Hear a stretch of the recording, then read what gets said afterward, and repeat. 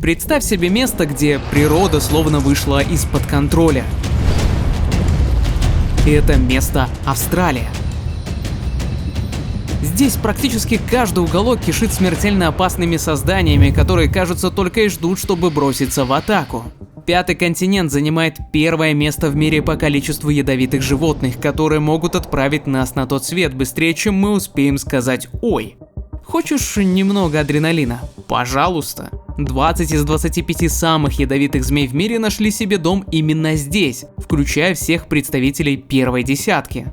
И не забудь про казуара, птицу, которая может смотреть тебе в глаза, а потом внезапно решить, что ты ей не нравишься, и все. Но это только начало списка. Морские крокодилы, большие белые акулы, пауки, ядовитые медузы – это лишь верхушка айсберга. Австралия – это страна, где даже шишки могут быть смертельно опасными, где насекомые достигают размеров, способных вызвать кошмары у любого, и где огненный хаос трижды охватывал землю в виде крупнейших лесных пожаров 21 века. Однако удивительно, но Австралия стала спокойнее, чем было раньше. Нет, речь не о том, что здесь когда-то бродили динозавры, а о временах, когда гигантские вараны и наземные крокодилы правили этой землей. Всего 50 тысяч лет назад, когда первые люди ступили на этот континент, он был настоящим адом на земле. Тогда хищные рептилии, а не млекопитающие, были хозяевами этой земли, и достаточно было одного взгляда вокруг, чтобы понять, что-то здесь определенно не так. Австралия была полна кошмарных существ, и этот дикий мир не ждал, пока ты привыкнешь, он бросал вызов мгновенно. Представь себе, ты идешь по древним землям Австралии, где каждый шорох листвы может означать смертельную опасность. Внезапно из густой завесы кустарника перед тобой возникает нечто, от чего кровь стынет в жилах. Квинкана. Это не просто крокодил, это воплощенный кошмар на ногах, который словно живой танк прокладывает себе путь через дикие заросли. Этот хищник не просто шагает, его длинные почти как у динозавра ноги создают впечатление, что он парит над землей, готовый в любой момент броситься на свою добычу. Когда палеонтологи впервые наткнулись на его останки, они подумали, что имеют дело с обычным крокодилом. Но один взгляд на его череп перевернул все представления. Этот монстр принадлежал к вымершей кладе Мекасухи. Его необычная анатомия, ноги, словно предназначенные для молниеносного бега, и плоский, непригодный для плавания хвост делали его идеальным наземным хищником. Размер квинканы впечатлял: 3 метра в длину, 200 килограммов живого веса, и это только начало. Некоторые особи достигали 6 метров, и в то время, если ты был бы хищником, беспокойство становилось твоим постоянным спутником. Этот гигант мог с легкостью расправиться даже с человеком, используя свои зубы, которые напоминали жуткие орудия палача. Каждый зуб был зазубрен как пила и предназначался для одного – разрезать плоть. И даже это не самое страшное. Ты можешь попробовать нырнуть в воду, надеясь спастись от этого сухопутного монстра. Если ты так реально хочешь, то подумай еще раз. Квинкана, хоть и предпочитал сушу, мог оказаться неожиданно хорошим пловцом. Он мог преследовать свою жертву даже в воде, оставляя ей лишь мимолетную надежду на спасение. Так что если встретишь этого древнего зверя в своих кошмарах, знай, бежать некуда.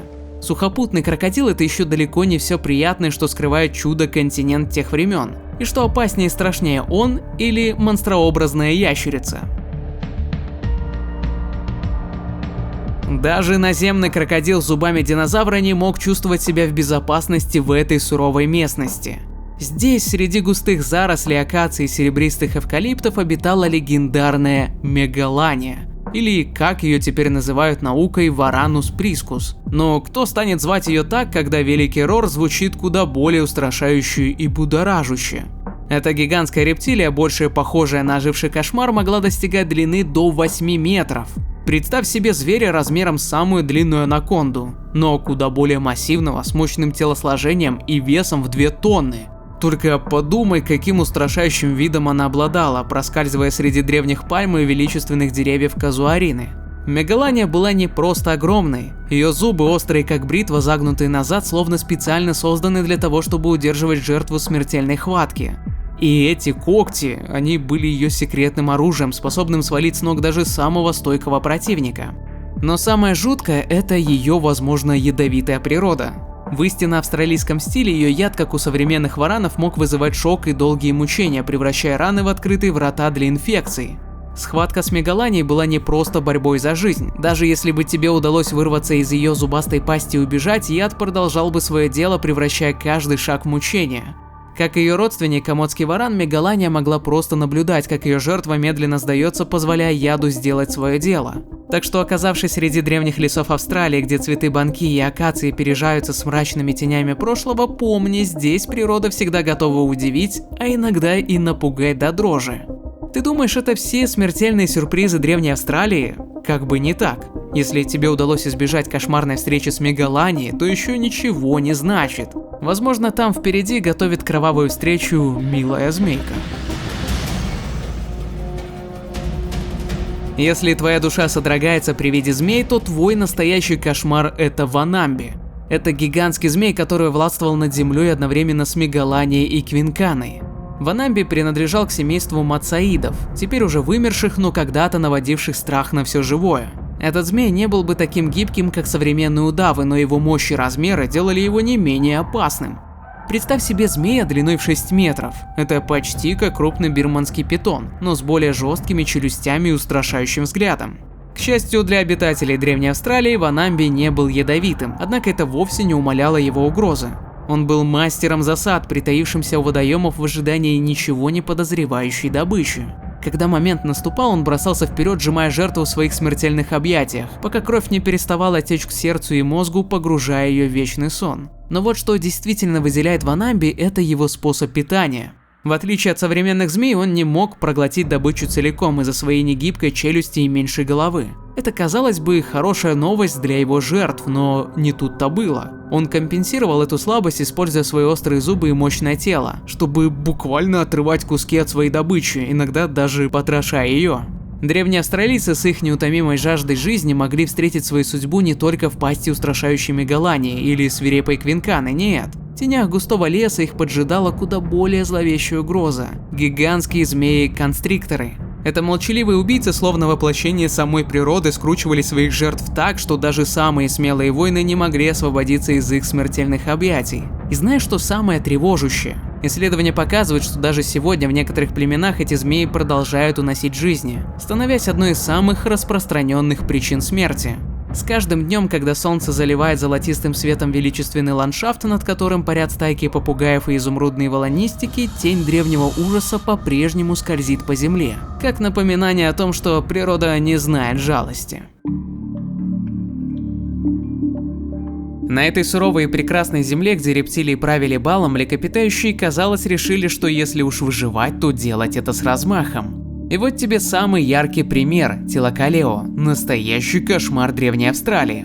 Телокалео или сумчатый лев был не просто крупным хищником. Представь себе европейского кабана, а теперь увеличь его до размера взрослой львицы. Но не дай себя обмануть его размерами, это была не просто большая кошка. Нет, это сумчатый родственник Аала с его скромными мозгами обладал черепом, созданным для разрушения. Его челюсти могли раздавить добычу с силой, которой позавидовал бы любой лев. Эти мощные мышцы и прочные кости делали его укусы смертельными. Он мог справиться с добычей в 15 раз тяжелее себя и делал это с пугающей эффективностью. Всего за минуту, в то время как львам нужно на это до 15 минут. И как будто этого было недостаточно. У Телокалео были когти. Втяжные, изогнутые, они помогали ему не только убивать, но и лазать по деревьям, как настоящий акробат, унося добычу на недосягаемую высоту, словно леопард в африканской саванне. Так что, когда первые люди ступили на эту землю, их жизнь была полна адреналина. Австралия была ареной, где даже травоядные стали свирепыми в ответ на вызов. Каждый день здесь был битвой за выживание, и в этом хаосе природы Телокалео оставался непобедимым мастером своего дела. Здесь под густыми пологами эвкалиптов и среди ароматов цветущих акаций обитали не только безжалостные хищники, но и травоядные, которые не собирались просто так сдаваться.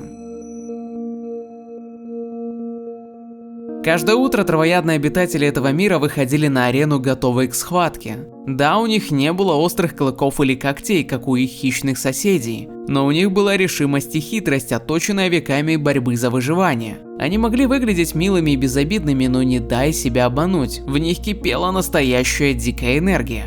В густых эвкалиптовых лесах прятался настоящий гигант Дипротодон. Эта доисторическая сумчатая громадина, в сравнении с которым вомбат казался крохотным карманным зверьком, была настоящим королем здешних просторов. Дипротодон, словно оживший миф, весил почти 4 тонны, сравнимые с весом взрослого азиатского слона. Но не только размером своим он внушал трепет. Под его дружелюбной внешностью вегетарианца скрывалась устрашающая мощь. Уку, способный развить силу до 11 тысяч ньютонов, был его секретным оружием, которым он мог бы без труда раздробить бедренную кость человека. Таким образом, охота на этого гиганта становилась сомнительной авантюрой, ведь кто бы рискнул бросить вызов столь могучему созданию? Или же огромные кенгуру, которые могли одним прыжком унести себя от любой угрозы, или наоборот встать на задние лапы и дать отпор такому хищнику, как Тилакалео. Даже, казалось бы, безобидные вомбаты обладали хитростью и силой, чтобы выживать в этом мире.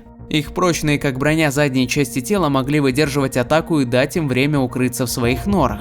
Так что не думай, что жизнь травоядного в Австралии была легкой прогулкой по лугу. Это была настоящая битва, и они приняли вызов времени, став свирепыми и неукротимыми.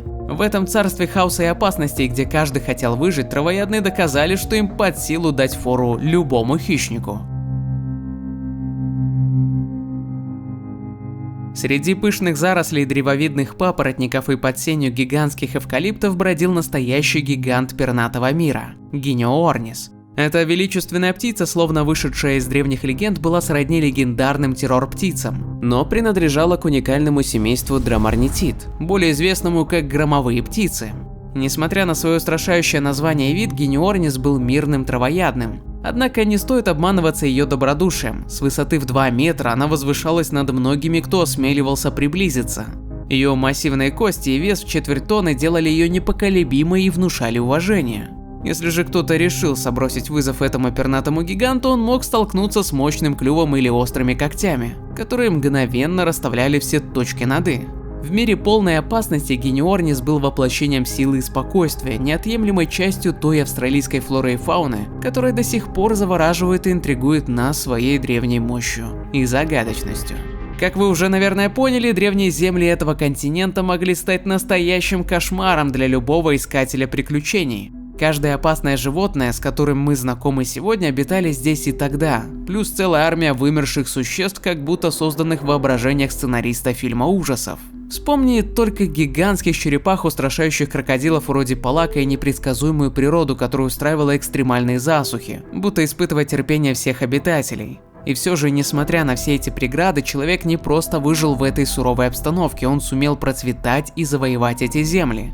Люди охотились на гигантов мегафауны, словно бросая вызов самой природе. Возможно, именно мы, двуногие, были самыми грозными существами той эпохи.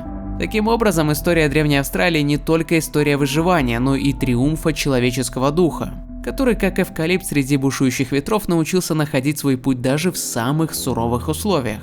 Эти неизведанные просторы, полные опасностей и возможностей, продолжали рассказывать свою историю, пока люди писали свою, оставляя неизгладимый след в аналах времени.